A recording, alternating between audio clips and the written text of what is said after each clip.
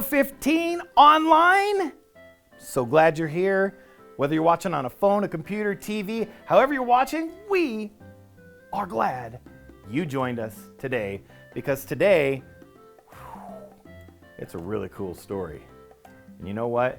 We need things that are cool, because outside is so hot. I'm sweating to death. But inside, we're going to be watching the story of Gideon. But before we get there, you know what time it is. It's time to stand up. It's time to worship. Mic check. 1, 2, 1, 2.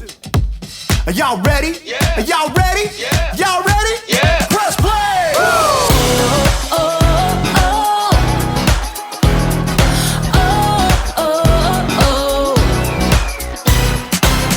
Jesus, we know we belong here because of your love for us that goes on and on forever. Jesus, we know you are with us wherever we go. You're there, we'll always be together. So sing along with me for all the joy he brings. It's going down. Get in the mix. We're not stopping.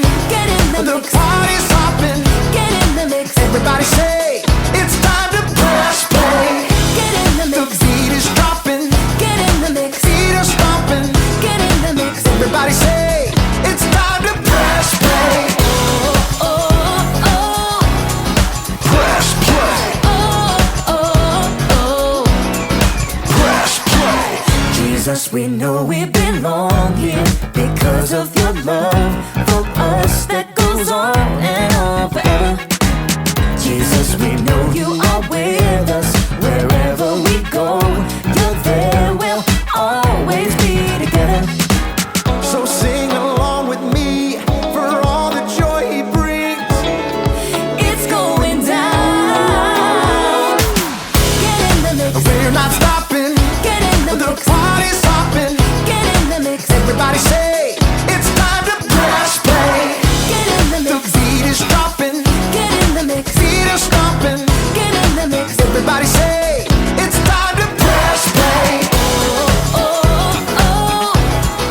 Press play. Oh, oh, oh. Press play. Oh, oh. Press play. Oh, oh. Press play. All right, all right, all right. We're gonna break it down one time, y'all. You gotta sing it out with all you got. Y'all ready? Come on, come on. Clap your hands like this.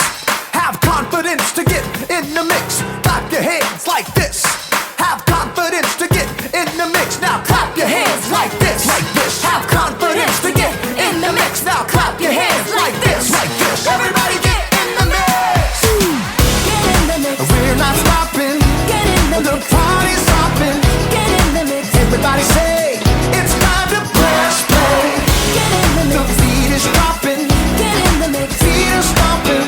Get in the mix. Everybody say it's time to press play. Oh, oh. Get in the mix. Press play. Oh, oh. Get in the mix. Press play. Oh, oh.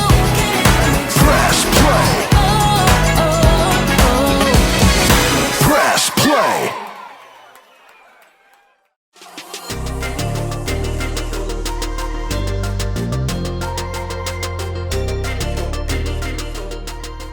Hey everyone, I'm Graham, and I'm here to give you a little bit of confidence. Confidence is learning to see yourself the way God sees you. When you're confident, you don't just sit around waiting for something to happen. No, when there's a game to be played, you get off the bench and play. When there's a challenge to be met, you face it head on. When there's music to be played, you get in the mix, grab an instrument, and make some noise. See what I mean? Confidence. Believe it or not, some people think the triangle isn't that important of an instrument. The band could get along just fine without it. But we know better, don't we? I mean, how else would you know when someone on TV had a good idea? Or how would you know when someone had the right answer on a game show? The answer is the Yangtze River. And of course, who can forget the dinner bell? Come and get it! Sometimes something that doesn't seem important can make a big difference. And in today's story, we'll see how God used someone who didn't think he was important. And that someone's name was Gideon? Right, Gideon. See you in a bit. The Bible. It's 66 books of history, stories, letters, and poetry that fit together to form God's one big story. The epic adventure of how He created us and loves us so much that He made a way to rescue us. As we travel through the Bible, from Genesis to Revelation, we discover people who met God and found their lives changed forever. Now, for an amazing story, inspired by the book of Judges, chapters 6 through 8. As many times before the Israelites turned away from God, He allowed the Midianites to take over their land. God's people hid out in caves. When they tried to grow plants or tend to livestock, the Midianites would show up and destroy their crops and animals. At last, the Israelites cried out to God for help. He heard them and sent the angel of the Lord to a man named Gideon, who was threshing grain in a winepress. Mighty warrior, the Lord is with you. All Gideon could do for a moment was stop and stare. Pardon me, sir. You said the Lord is with us? Then why has all this happened? The Lord has deserted us. You are strong. Go and save Israel from the power of Midian. I am sending you. Pardon me, sir, but how can I possibly save Israel? My family is the weakest in the tribe, and I'm the least important member. I will be with you. Even with a direct message from the Lord, Gideon was still nervous about the whole thing. Give me a special sign. Then I'll know it's really you talking to me. So God gave Gideon a sign, sending fire to burn up meat and bread. God's spirit was with Gideon, and when the Midianites and the Amalekites gathered to attack, Gideon sounded a trumpet for the Israelites to follow him.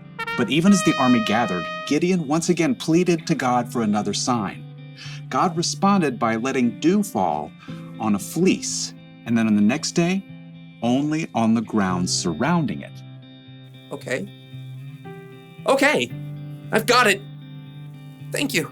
At last, Gideon was convinced God wanted to use him. He camped with 32,000 men at the spring of Harod and prepared for battle. Here, God spoke again. I want to hand Midian over to you, but you have too many men. Too many? Israel might brag, my own strength has saved me. Announce to the army, those who tremble with fear can turn back. Gideon did just as the Lord instructed. There, Lord. 22,000 men have gone home. Only 10,000 left to fight. There are still too many men. Have you seen the Midianite army? Take the men down to the water. There I will reduce the number of them for you.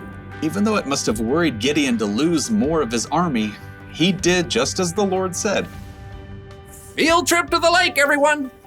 At the water's edge, the Lord said, Some men will drink the way dogs do.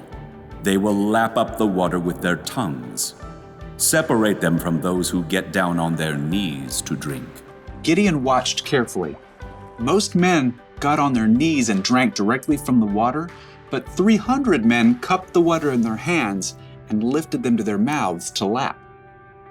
So, God, I send those 300 men home and keep the other 9,700, right? With the help of the 300 men who lapped up the water, I will save you. Let all the other men go home. Okay. Yes. Gideon sent home every single person in the army except those 300 men. Get some sleep. Tomorrow we will figure out what's next. That night, the Lord spoke to Gideon once more. Get up. What? I'm awake. Gideon stumbled out of his tent. Below, the campfires and torches of the enemy armies covered the entire valley. So many. Like a swarm of locusts. Go down to the camp. Listen to what they are saying. After that, you will not be afraid to attack. Wondering if he might be dreaming, Gideon snuck down the mountain to hover in the shadows at the edge of the camp. He could hear voices from a nearby tent. I had a dream. A round loaf of barley bread came rolling into the camp. It hit the tent with great force and knocked it flat. Wow, but that can only be the sword of Gideon from Israel. God has given him the whole camp. Gideon listened in shock. Wow, God. Thank you. At once, Gideon scrambled back up the hill to the Israelite camp. Get up! Get up! The Lord has handed the Midianites over to you. Quickly, Gideon separated the 300 men into 3 groups and handed each one a trumpet and a clay jar with a torch inside. Watch me. Do what I do. I'll go to the edge of the enemy camp. Then we'll blow our trumpets from all around the camp and shout, "For the Lord and for Gideon!" Gideon and his men headed quietly down the slope, fanning out in groups to surround the vast enemy camp. Okay, get ready. As soon as Gideon sounded his trumpet, he smashed his jar so the torch shone brightly. The other 300 men did the same. For the Lord! A sword for the Lord! Gideon! The Israelites held their ground, but their enemies panicked, confused by the trumpets and bright lights that pierced the dark night. They're coming from everywhere! The enemy armies were so confused, they began to fight each other, and then they fled in fear. After the men! Gideon and the Israelites chased their enemies all the way to the Jordan River and beyond until all the enemy armies were destroyed. The Israelites begged Gideon to rule over them. I will not rule over you. The Lord will rule over you. Yep, Gideon was an underdog, filled with doubt, but he still chose to follow God, and God used him to save the Israelites. According to Gideon, he was the least important family member and the weakest family of his tribe. He certainly didn't think God would use him to lead an army to victory over their enemies, but sometimes God uses people who don't seem important to make a big difference. You see this all through the Bible. Think of Jesus. He didn't pick the strongest, smartest, and most holy people to be his 12 closest friends. He picked regular guys, fishermen and tax collectors to be his disciples, and they went on to make a huge difference in the world. Hey, maybe that means God can use someone like me too, or someone like you. We don't have to know everything. We don't have to be important. God can do big things through us. Maybe he can use you to help a friend who's having a bad day. Maybe he can use you to solve a problem in your community. Or you might invent something that's never existed before. You might not think you're that important, and you might not think you're ready to make any kind of big difference. But the truth is, God thinks you're important, and he's totally ready to use you for something amazing. That's the one thing to remember today. God can use you no matter what. Knowing that should give you a little confidence. Why is my mouth watering? Oh, must be dinner time. I'll see you around. Thanks, Graham. Wow, 300. Say that again. 300 against thousands. And yet God's plan worked. And remember, at first, Israel had a lot of people, but God said, you know what? I think we need to reduce the army. And what was it reduced to? That's right, 10,000. And was that enough? Nah, God said, let's reduce it down to 300. 300 people. And yet God's plan always works. And you know what? When we know God's plan works, even against the greatest odds, that gives us confidence that we can trust in God with the big things and the little things. So this week, I want you to trust in God. Get confidence in your life, and it will go better for you. We want to thank you so much for joining us online this week. Remember, like, subscribe, hit that bell, and by the way, this Friday, Parents' Night Out. What is that? Well, from 6 to 9 this Friday, your parents are going to go out doing whatever parents do, and we're going to be right here. We're going to be playing games, watching movies, eating snacks. It's going to be a lot of fun. You, your best friends, your second best friends, all your friends, invite them this Friday night, 6 to 9. It's going to be a lot of fun. Until then, see you next week.